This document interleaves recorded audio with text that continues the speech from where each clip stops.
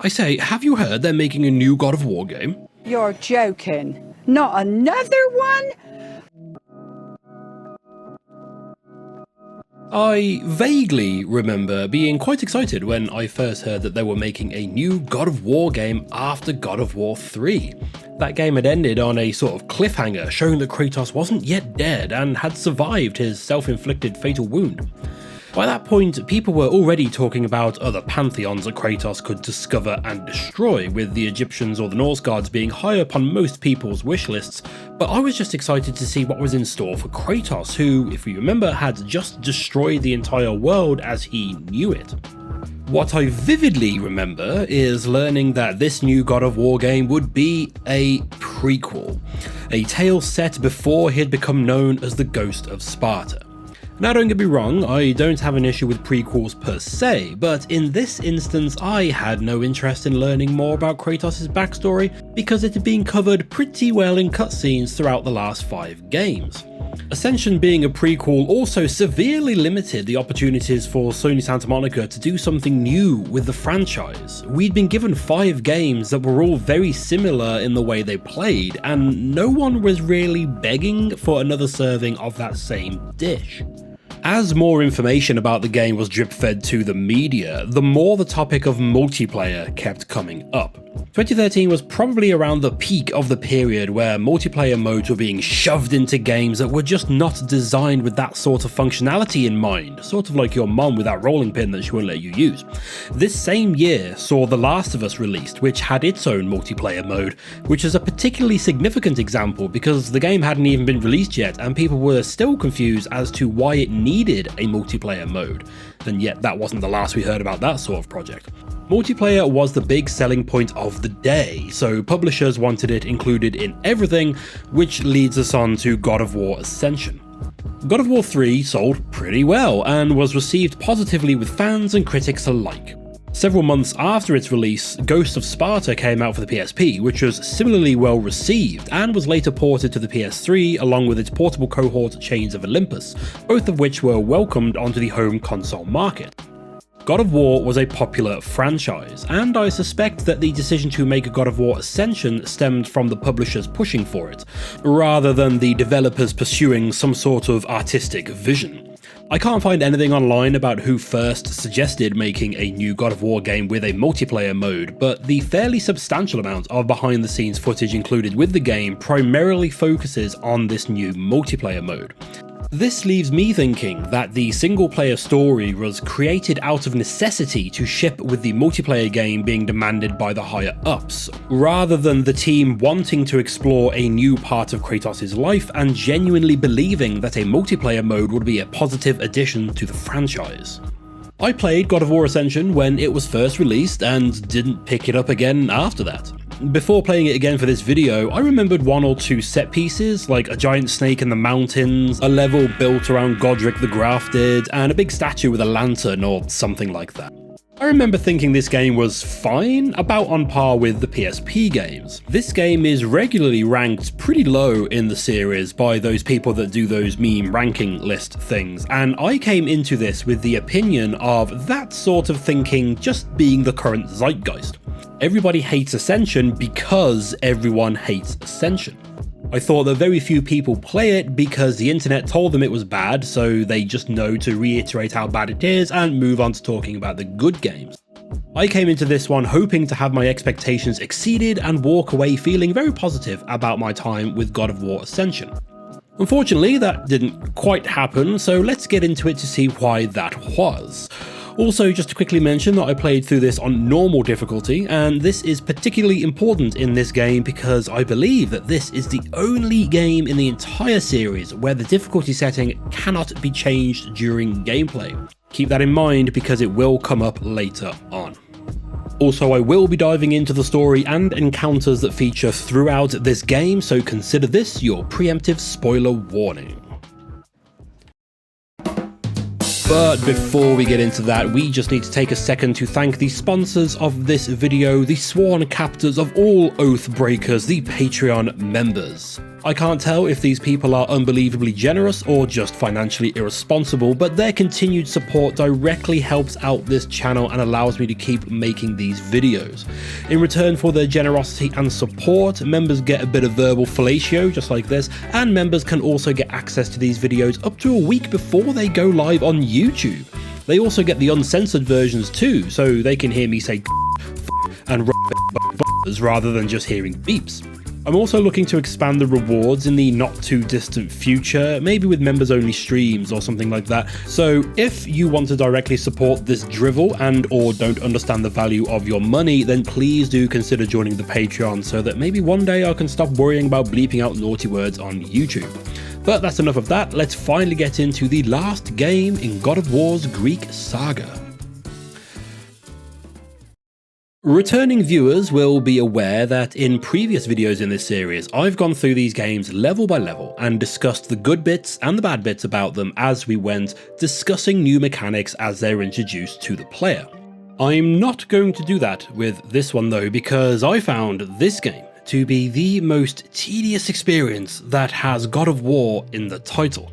I'm doing a similar ranking series for the Halo games. If you didn't know, please go check that out. And I just finished Halo 4 before starting Ascension. I found that experience to be aggressively mediocre, and I was looking forward to something more engaging and exhilarating with Ascension, something to lift my spirits somewhat, but no, that's not what happened. Actually, it was quite the opposite. If I was ranking this series on graphics and visual spectacle alone, God of War Ascension would be at the top of the list. No questions asked, not even close. God of War 3 was a technical marvel, and I said in that video that I feel like it's still graphically impressive 15 years after its release. But I also expressed disappointment at how dark the game was visually. Other than a couple of relatively brief sections, the entire game takes place either underground or under blackened skies, which I felt made all the areas feel very similar and made it difficult to distinguish between them. I'm going to assume that I wasn't the only person that had this complaint at the time, because dark areas make up the minority of environments in God of War Ascension. This game is pushing the PS3 to its absolute limit to bring us brightly lit and colourful environments, which really makes all the blood and gore just pop off the screen. A couple of minutes ago, I mentioned that I only remembered 3 things about this game, and they were all visual set pieces, which I think is testament to just how good this game looks. The opening level sees you traversing a prison built around the body of a Hecatoncheires, which, other than a cool word to say, is a giant dude with 100 arms. I can't tell whether this chap is a corpse that the Furies gradually reanimate or whether they just puppet parts of his body, but I can't remember the last time I saw something as epic as the very level itself contorting to try and squish you. A couple of parts in this environment also call back to the very first God of War, with this camera angle in particular reminding me of a similar shot looking down from the cliffs of the Temple of Pandora to Kratos crawling through the desert below, acting as a sort of statement as to how far the graphics have come in the intervening 8 years. Looking back at the series now, I'm only just realising how much of it is set inside tombs and caves and underground realms, with I think God of War 2 being the only other game with quite so many bright and outdoor areas. There are still plenty of dark temples to massacre our way through in Ascension, but these provide that contrast needed to make the epic outdoor environments really stand out. I had remembered the giant statue with a lantern, but what I'd forgotten about was the couple of hours leading up to it, where you have to gradually rebuild the structure piece by piece as you scramble around what, at first glance, is a relatively flat and featureless little island. I must admit I'm surprised that I didn't remember the final boss of this game, because if we were just judging boss fights by their visual spectacle, I feel like this is the best boss in the series, though it would be a close call between this and Poseidon or Kratos. You start off battling across ships as they are pulled into a vortex before the waters part ways and a giant kraken monster emerges out of the waters, all set against a thick black skyline illuminated by frequent flashes of lightning. Obviously, the big visual set pieces are the most obvious upgrade from God of War 3, but there are also some smaller details here that can easily get lost in the barbaric chaos that takes place on screen. For example, the entrails of certain enemies appear to have more detail and physics applied to them. I chuckled to myself a little bit when I first saw one of these chaps because I could just tell that the little jiggle in his belly was just full of blood-soaked entrails just waiting to be ripped out of there. We did have this sort of detail in God of War 3, but they always felt a little bit low resolution compared to everything else on screen. But here we get highly detailed brains just waiting to be exposed to the sunlight. Unfortunately, this improved graphical fidelity does come with some drawbacks. Well, only two drawbacks spring to mind, but they are pretty significant. Drawback the first is that we get a severely limited range of enemies in this game. I hope you find anthropomorphized goats interesting because you're going to be fighting quite a lot of them. We also get the usual harpies, gorgons, some centaurs, the minotaurs are now elephants for some reason, and there's a couple of other different enemy types, like these blue-painted Amazonian warriors and a sort of dragon-esque mini-boss type encounter that you come across a few times. But in the majority of encounters, you will be fighting these goat dudes, and occasionally these bigger goat chaps. This is a shame because the enemies look great, and I had hoped we would see more variants of these infected enemy types where beetles have burrowed beneath their skin and mutated into some horrific monstrosities. But no, they're just during the hecatoncheires sections. There are a good range of enemies within this game, but most of them get so little screen time, leaving the overwhelming majority of the fights seeing you battling groups of armoured petting zoo attractions. The second drawback from the high quality graphics is the overall performance. Now I'll be honest and say that I think games should be running at 60 FPS as a minimum. And not just these days, I thought the same thing back before this game was released. I can't speak for the Xbox 360 marketing, but the PS3 was very vocal about being able to run games at 60 FPS and 1080p, so the fact that so many PS3 exclusives just didn't do this felt like false advertising. Now, am I saying that I don't like games that can't do 60 FPS? No. I have played and enjoyed plenty of games that run at less than 60 FPS. I mean, Shadow of the Colossus is one of my all-time favourites, and I'm pretty sure the original version couldn't even manage 30 FPS. All I really care about is that whatever frame rate it wants to run at is consistent and stable, which I don't think even Shadow of the Colossus could manage, but that game was just so good that it didn't matter so much. Now, I know that I've just been sucking the high fidelity penis of this game's graphics for the past few minutes, but I strongly believe that a stable frame rate should take priority over graphical quality. If your game looks amazing but turns into a slideshow during busy gameplay moments, then turn some settings down. I mean, it looks like they tried that here because the back of the box the game comes in says that it runs at 720p rather than the 1080p of God of War 3. But even then, this game struggles whenever there are more than a couple of enemies on screen. There are frequent frame rate fluctuations during both regular combat scenes and even during scripted sequences like QuickTime events. I've gone back and looked at reviews from the time, and from what I can tell, this wasn't enough of an issue back in 2013 for everyone to be talking about it. Some reviews mentioned technical issues, but it doesn't seem like it was as noticeable as I found it to be. Is this because PS3s are just getting on a bit now? Sony stopped making PS3s in May of 2017, but they'd stopped shipping to the rest of the world the year before that.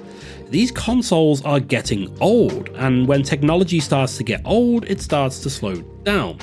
From what I can tell, a PS3 is the only way to play God of War Ascension, which means that this experience is only going to get worse and worse as time goes on. I know that many of us were holding out hope for some sort of Greek Saga remaster earlier this year for the 20th anniversary, but like with Infamous, Metal Gear Solid 4 and MotorStorm, it seems like God of War Ascension is destined to be unplayable in the not too distant future. This is why everything should be released on PC, so that we have a much easier chance of preserving these games. A common point I've made throughout this journey through the God of War Greek Saga is that these games are all very similar in terms of core mechanics, so if you like one of them, there's no real reason that you wouldn't like any of the others. That said, they do all have some unique mechanics that could rub people up the wrong way or make it stand out amongst the others.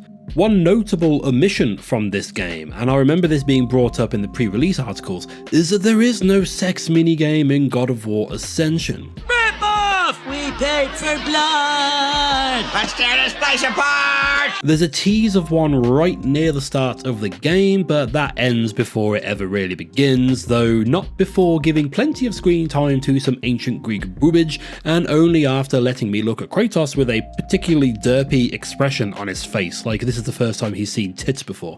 We do get a spiral staircase though, bringing the grand total for the Greek saga, and I think all God of War games, to 9. Remember that number, because it might come up in a pub quiz one day, if those are even still a thing. We also get a couple of new puzzle mechanics introduced in this game, and it's worth mentioning that from memory, I would say that this is the most puzzle heavy of the Greek saga. Until now, these games have mostly been about combat, with a few puzzle or traversal sections thrown in to give you a bit of a breather, but in Ascension, this feels much closer to a 50-50 split.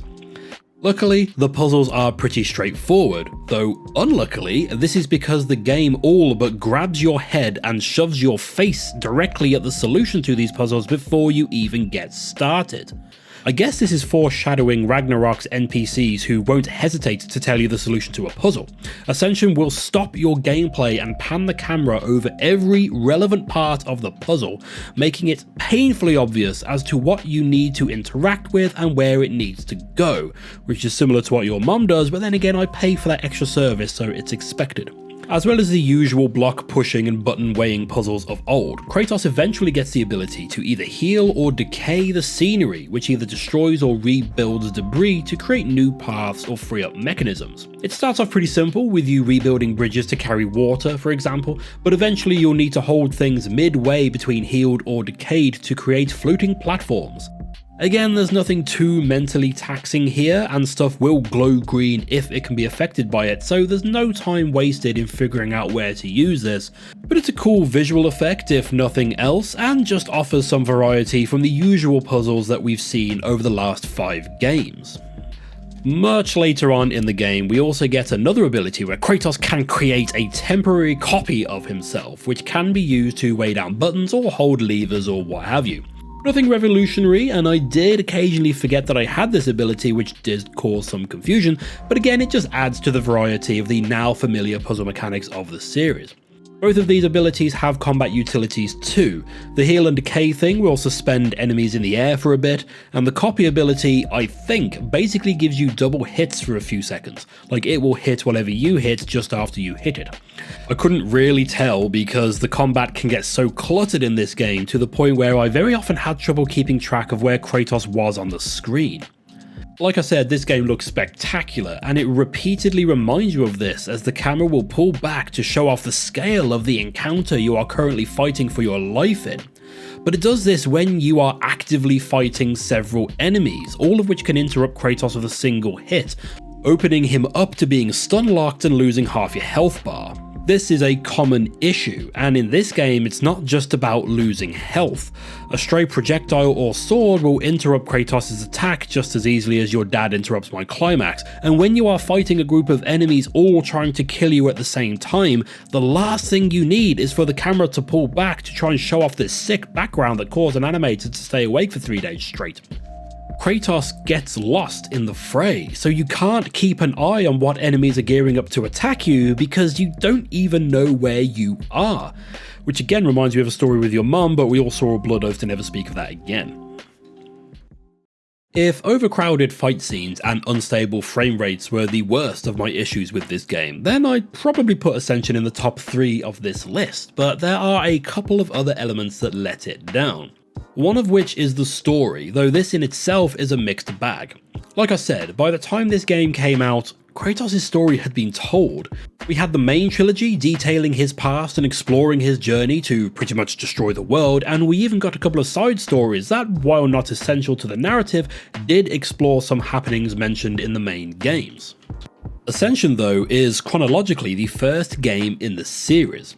While I didn't notice any exact dates, this is clearly set very soon after Kratos was tricked by Ares into killing his wife and daughter, and subsequently swearing off his oath to serve the god of war. Kratos isn't the rage-fueled edgelord that we know from the older games. He is struggling to keep his mind together, being plagued by hallucinations of his wife and child, struggling to keep a grasp on reality. The story jumps around within its own chronology, starting near the end of the story before jumping back 3 weeks, and occasionally popping back to the present again. So to sum up the story in chronological order, Kratos is suffering with these hallucinations when the son of the Furies, Orkos, appears to him and tells him that the Furies are giving him these visions.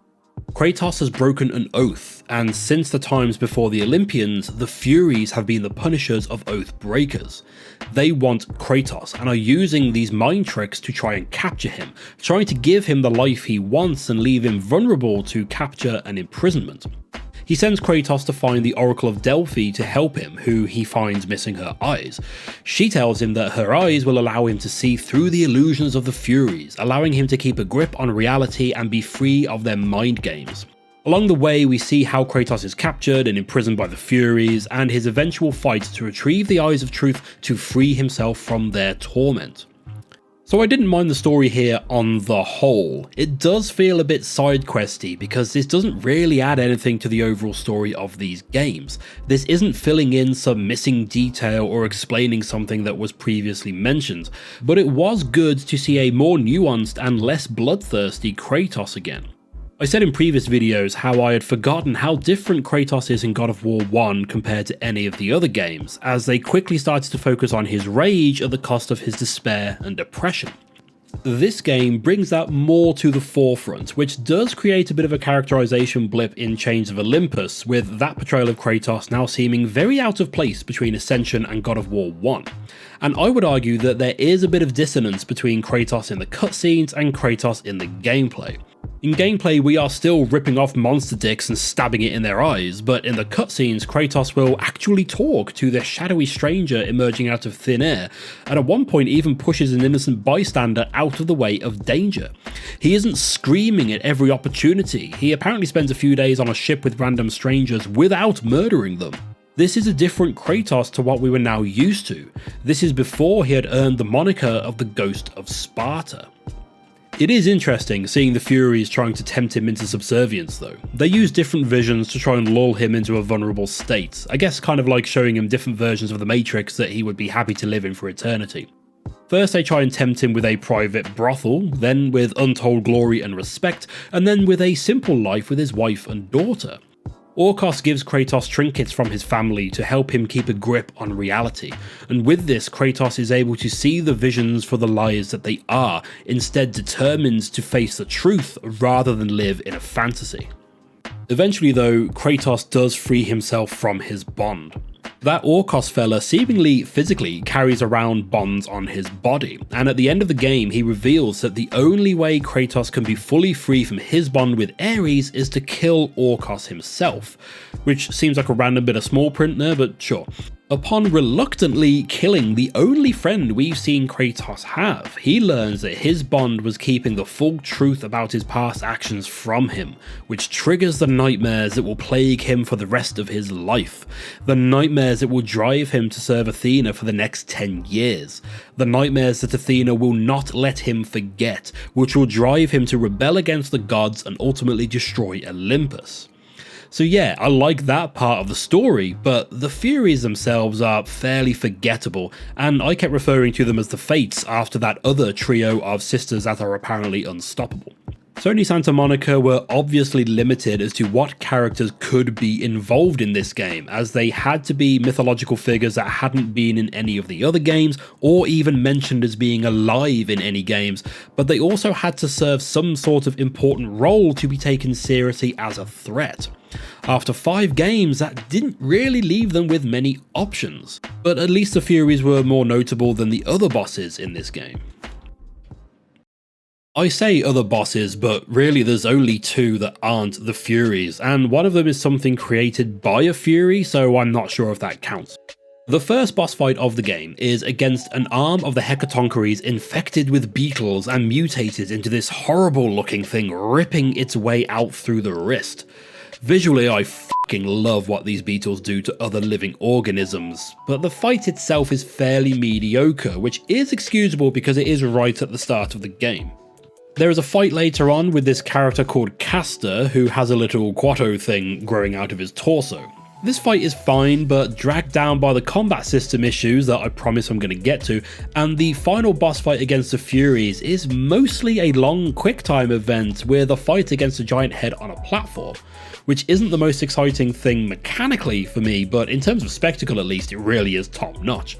The thing is, I had to look up the boss encounters just now because other than Quato and the final boss, they are all so forgettable. Not necessarily bad, but not good or exciting either, though oftentimes they were frustrating. And that frustration stems from my biggest problem with this game, which unfortunately comes from the core combat system. While I hadn't played this game since 2013, I have been on the internet once or twice in that time and seen people complaining about unspecified combat changes with God of War Ascension. People making vague claims about the combat being ruined without going into specifics, and I naively put this down to people being told what was wrong with the game without playing it for themselves and really understanding why. Oh, how wrong I was, because Sony Santa Monica managed to take a perfectly functional and enjoyable combat system, shine it up real nice, turn that son of a bitch sideways and stuck it straight up the candy ass of anyone who took time out of their day to experience this game.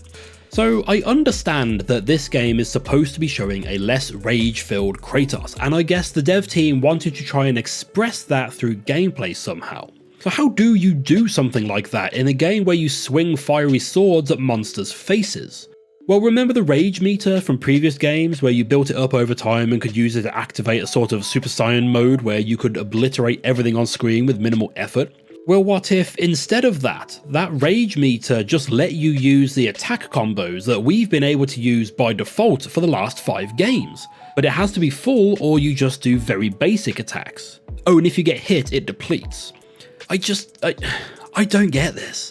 I don't understand how this got passed through however many meetings and playtest sessions without someone mentioning how f***ing stupid of an idea this is to end up being programmed in and shipped with the game.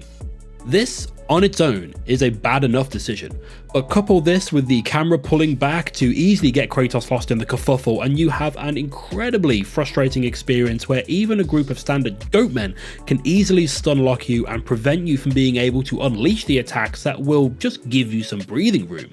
Never mind the enemies that can hit you without even being on the screen. There are also zero, none, absolutely no new weapons in this game.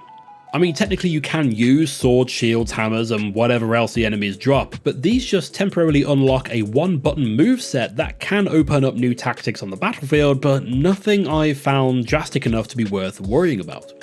You also don't get any powers in this game, instead unlocking new elements for your blades, and once these start coming, they just don't stop coming. Well, until you get all 4 of them, anyway.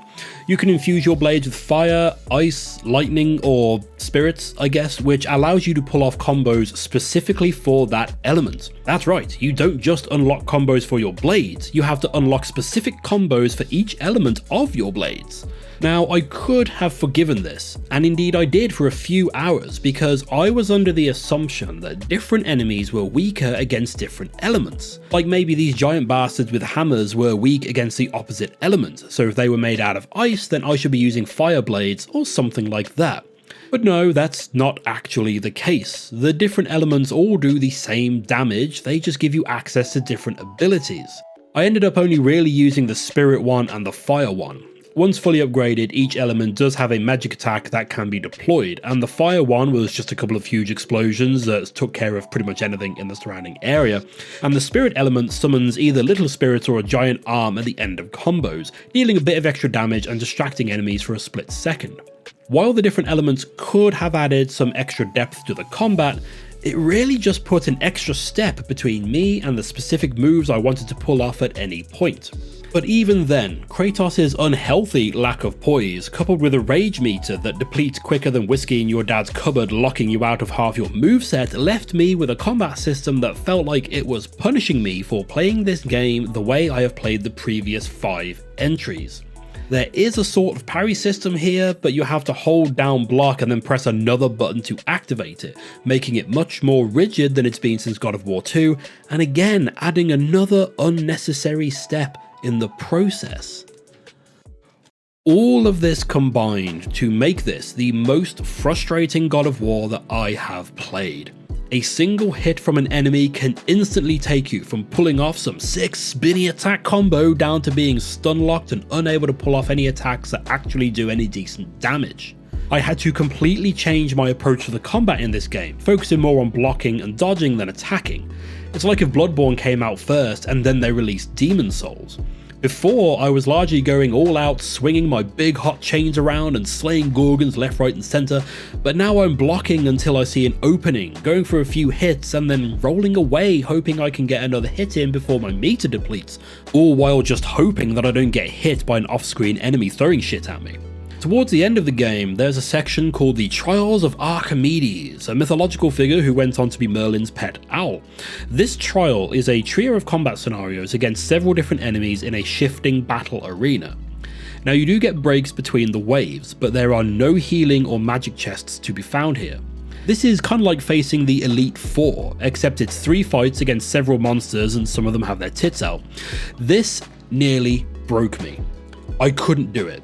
The first time I got through the first wave, the game glitched and I couldn't progress, so I had to start the entire thing again. In previous God of War games, when you died a few times in a row, the game would give you the option of turning the difficulty down.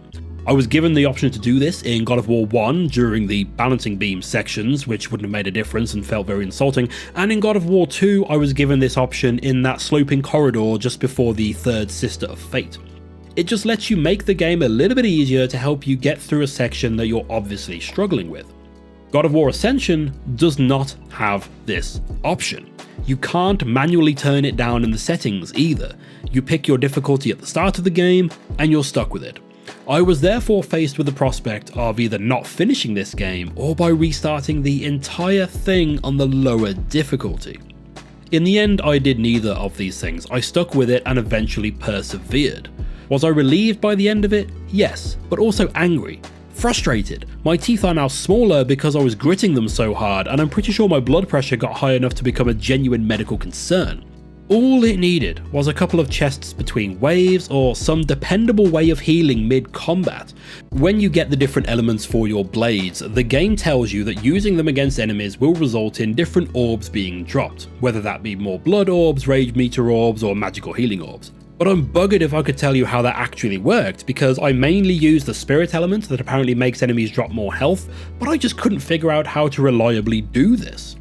They tried something new with the combat system, and in my opinion turned this into the most frustrating game in the entire series. I would rather play through the Atreus sections of Ragnarok than play through this game again. But just to end on a positive note though, they did add these little dodging mini-games to some enemies where you have to mash the attack button but also use the analog stick to dodge their attacks. This was great, and I wish they'd come up with this several games ago. As well as making the executions more interactive, they also gave me a break from the annoying combat section that I've just died to 8 times because they've thrown 4 separate enemies at me, all with electrical AoE attacks. I went into this game hoping to be able to make a video encouraging people to give this one a go, because it's so much better than the internet is telling you it is. But it's just not. This is the most frustrating game with God of War in the title. Well, that's not fair. I've never played Betrayal, so that could be worse. I mean, yeah, that's probably worse. This game looks spectacular and has one of the most visually memorable boss fights in the series for me. But the core combat system has been f***ed to the point of being almost broken, and all of the other little problems with this game come together to make for a most disappointing experience. Which is a shame, because as unnecessary as the story here is, it does show a different side of Kratos and adds to the tragedy of his story for a change, rather than focusing on his desire for revenge. I suspect that the main driving force behind this game being created was that they wanted their own multiplayer game, but I can't say anything about that side of things because it's a PS3 exclusive in 2025, so no one is playing this. I'm sure there's some die-hard fans playing regular games on a dedicated server or something, but I just don't care enough to look for such a thing. If it's not obvious by now, this is going at the bottom of the ranking. Would I recommend this game though? In general, no. Literally any other game in this series would be a better use of your time. Would I recommend it to series fans who haven't played it? Only if you've already got a PS3. Do not buy a console just to play this game. Although if you do, you might as well get Metal Gear Solid 4, Infamous, Demon's Souls, and some other excellent exclusives, but don't make God of War Ascension the sole reason you buy an entire console. If you've already got a PS3 and you're morbidly curious about this, yeah, I get that. I enjoy watching films that are objectively shite. Sure, I think everything is worth experiencing for yourself rather than relying on the opinions of other people. Thanks for watching this, by the way, but make sure you don't pay too much money for it. This should be pretty cheap by now anyway. Which unfortunately leaves us ending the Greek God of War saga on a low note, which is exactly what happened in 2013 and drove the decision to completely revamp the series and give us the Norse games. Every cloud has a silver lining and all that, but I'm not done with this specific ranking series just yet. I am not moving on to the Norse games, but there is another game available for PS3 that I've never played, but I feel can be fairly compared to and ranked amongst these God of War games. It's another game about an angry chap murdering his way through religious figures and apparently features blades on chains of some description and QuickTime events, and I want to finally see how it stacks up against Kratos and his kooky adventures. Dante's Inferno will wrap up this particular series ranking as we see how that compares to the entire Greek God of War saga. I did play the demo back in the day, but never bought the full game, mostly due to the general opinion of it being God of War but in Christianity. And we never heard about any cool Christian monsters in school, so why would I want to do that? Well, now it's time I actually found out for myself, so make sure to subscribe if you don't want to miss that one, and be sure to check out my ongoing Halo ranking series where I'll be moving on to Halo 5, hooray, for the next entry over there. Once again, a huge thank you to the Patreon members, where their generous contributions directly help to keep this channel chugging along. And I mean that literally. Their donations helped pay towards PC repairs recently, so I really cannot thank them enough for their generosity and support. In return, they get songs of praise sung about them just like this, and members can also get access to these videos in their uncensored form and up to a week before they're released on YouTube. Of course, the world is currently crumbling down around us, and many people in the UK are likely paying for VPNs now that we need to submit proof of age to watch porn, so if you want to support the channel but are not in a position to join the Patreon, then liking, commenting, subscribing, sharing, hell, even just watching to the end of these videos helps more than I think people realise, and I am incredibly grateful to those of you that do so. Thank you again for watching, and make sure to meet me back here soon so we can explore the 7 circles of hell together. And no, I don't mean Crawley.